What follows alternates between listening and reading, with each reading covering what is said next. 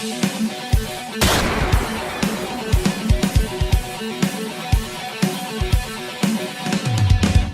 everybody, welcome back to the Gun Room. I've got with me tonight Christian Peters from the Samsara Blues Experiment, and he's on Skype with me. Lucky enough to interview him. Thanks very much for giving up your time to do this, Christian. It's early morning over there, I've heard. Yeah. It's early morning Berlin, and thanks for having me. More than welcome. And you've been busy. You've been busy touring most of the year, I've heard, with your latest album. Yeah. Pretty much taking what we can get, so to speak, of festivals and single shows all over Europe, and now Australia coming up and South America coming up, and very exciting. Yeah, that's great news. And we're very excited to have you here in New Zealand for 2 shows in September. You're coming to Wellington and Auckland. You haven't been here before? No. Not even like in my wildest dreams I've been thinking about it. It's very exciting. Yeah, it's a long way to go, isn't it? So hopefully it's like a 20-hour flight. Oh well, you're in for a good time. The crowds here are awesome, and your genre of music here is also very popular. Lots of stoner rock, psychedelic rock fans. Yeah, cool. And your music is very it's heavily psychedelic rock, heavily that's heavy sound, psychedelic sound. And I've heard that you've got you can hear it in the music. There's a big Doors influence there, and I've even heard Metallica influences your music quite a bit. Yeah. Did that, I've read a lot of articles and interviews about you and everything, and they all say that. But did that happen, like, when you were little? What bands did you grow up listening to in Germany? Like, was it the Doors? Yeah, no, not actually the Doors. Back then, in the middle of the 90s, it was Metallica, Black Sabbath, actually, Caius. And did you know then, right from a young age, that you really wanted to work in the music industry, be a musician, or? Not really, to be honest. I started playing guitar when I was 10, I think, but I didn't really like it back then. I was big into sports back then, and but my parents kind of forced me into doing something different just to be off the streets or something. And so I played guitar from when I was 10, and but I didn't like it. And just when I was 16, I kind of life changed. Let's say from when I was 15, we moved to a very little village in the middle of the woods, and I couldn't do sports anymore because there was no one basically to have a team or something. And I got into music. I started listening to Metallica and stuff like this. And so interesting. So how old were you when you formed your very first band? Was that when you were a teenager? My first band, I was 19, I think. Okay. And did that go well? How far did you get with that? No, actually, it didn't go well just like a few years ago when people would start to be interested in rock music again. From those days, speaking like beginning of the 2000s of the millennium, and until just like 10 years ago maybe, this kind of old-fashioned rock music wasn't really interesting for them, like most of people, I guess. And now we have in Europe, there's a lot of festivals now, like the Desert Fest and the Roadburn and all those events, and which started rock music to grow again, let's say. Yeah.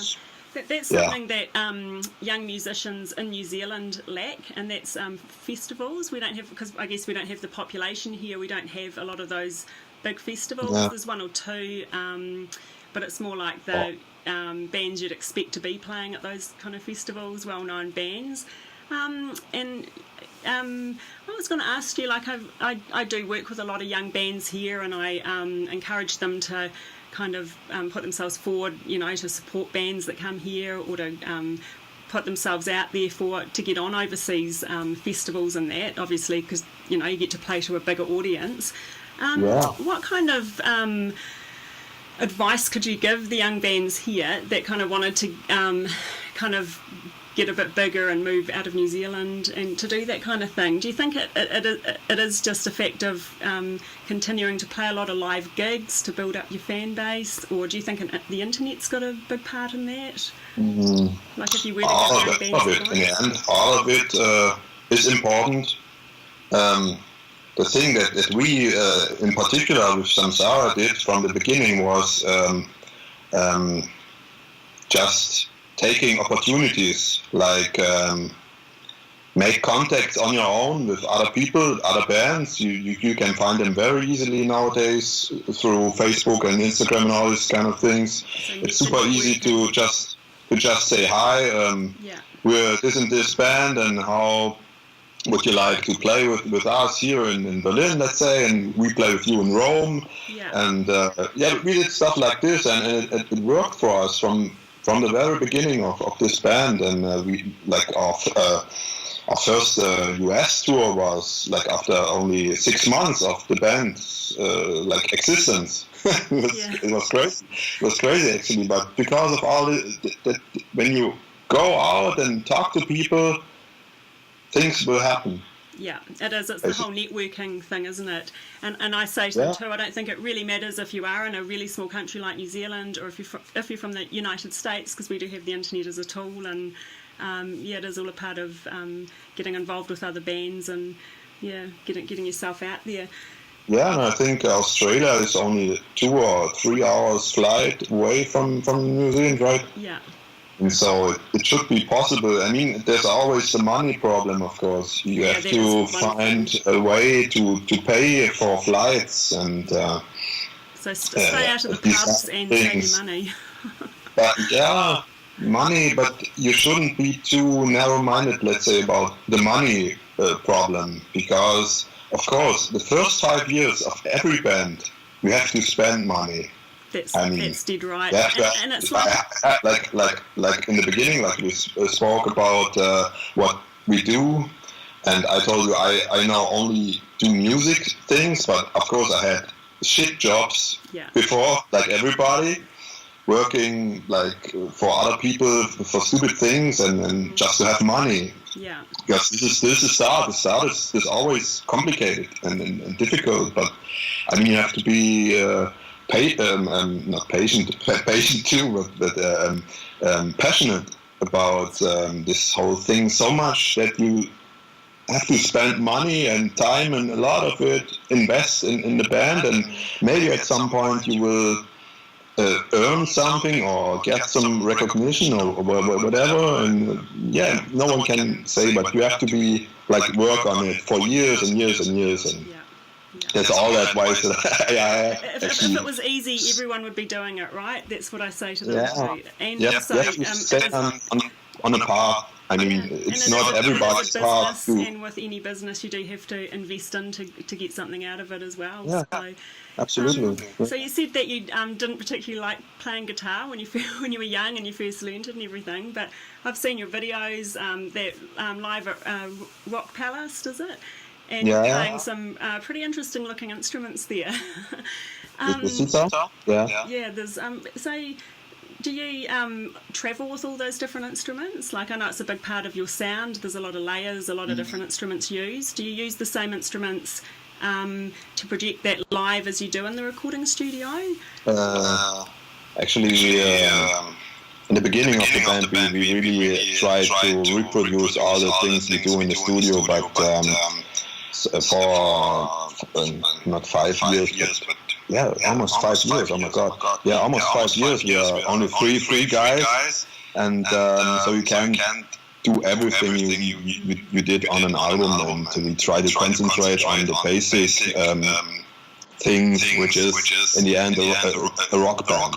Like, and so we don't use the sitar live, which is maybe some people find it a shame, but I mean, we have to concentrate on the basics. And it would be hard to travel with all that stuff, wouldn't it? So you'd have to kind of limit it to some extent.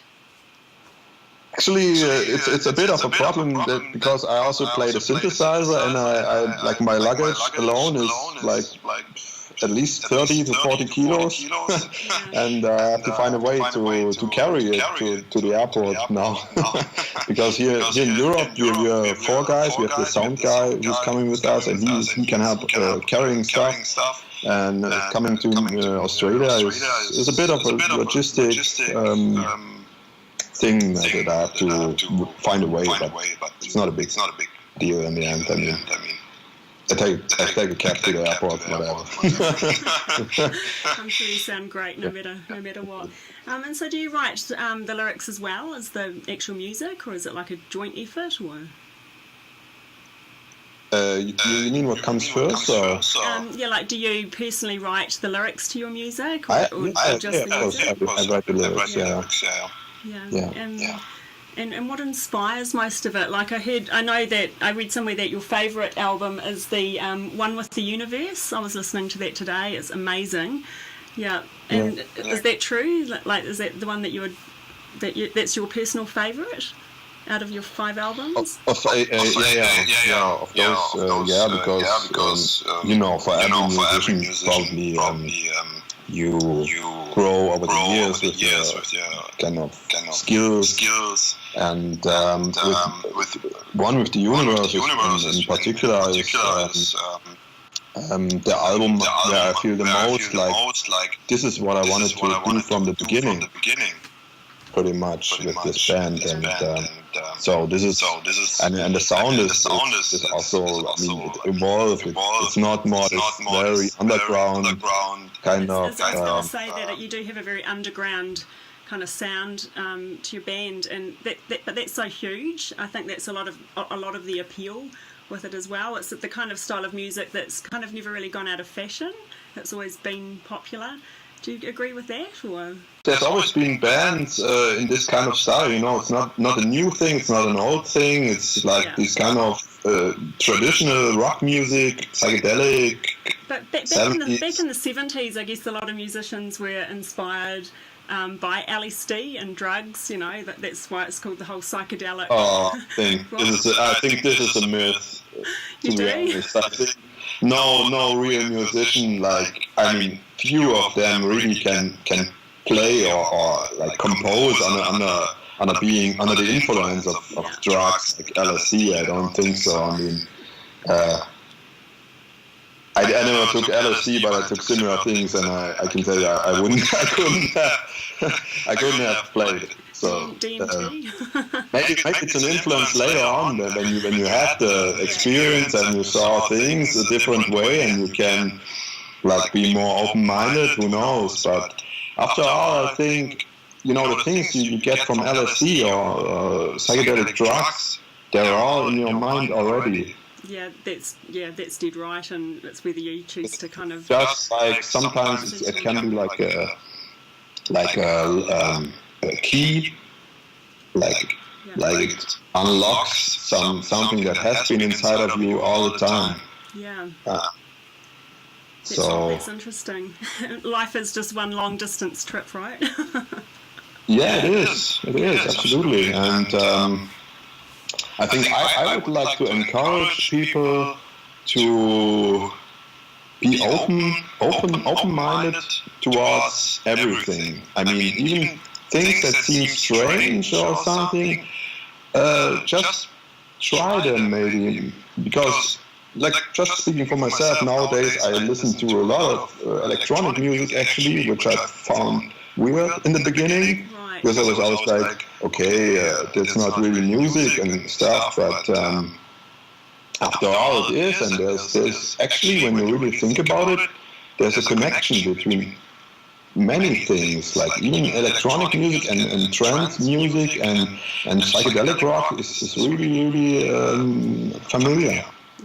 And so be open-minded and maybe incorporate all these weird things into one thing. That's right. So if you're a metalhead, get into some psychedelic rock. If you're into psychedelic rock, get into some electronic music. It's all music at the end of the day, isn't it? And you can try it. And I mean, that's a great thing of these times, that we have access to the library of the world. You go on YouTube and you have all albums all times of rock or whatever music. And this is fantastic, I think. That's great. And I also read that you really, really hated, or you said that nuclear power sucked, and there's too many electronic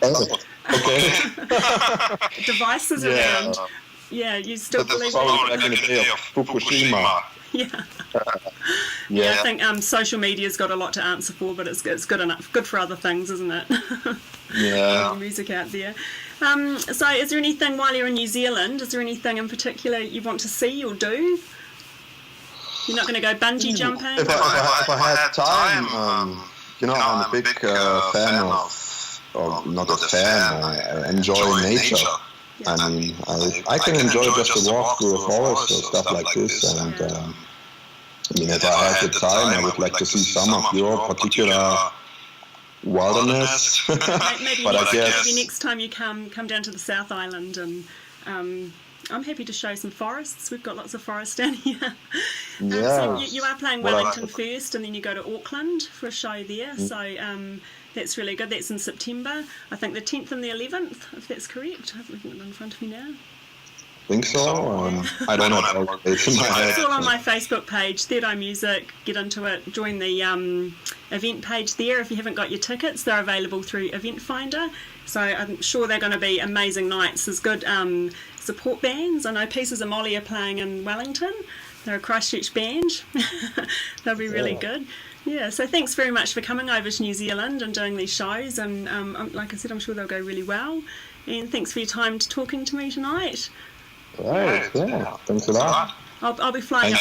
I'll be flying a few different questions and usually get asked. That's funny. So I will be at the Wellington show anyway, so we'll be sure to catch up then anyway.